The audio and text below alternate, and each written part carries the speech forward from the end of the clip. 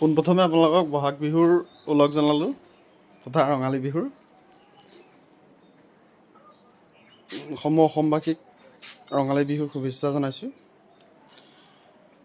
এই বহাগৰ ৰঙেৰে যেন আপোনালোকৰ জীৱনলৈ গোটেই জীৱনটো যে ৰং উপচাই পেলাওক তাৰে আশা কৰিছোঁ। বিহু বুলি যাম গ'লোঁ ঘৰৰ ওচৰৰে এঘৰলৈ।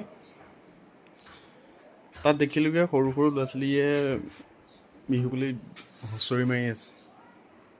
এই নিভাঁজ তেওঁলোকৰ কোনো স্বাৰ্থ নোহোৱা এখন বিহু চালোঁ, ভাল লাগিলে। আপোনালোককো দেখুৱাম, চাব কেনেকুৱা লাগে ক'ব।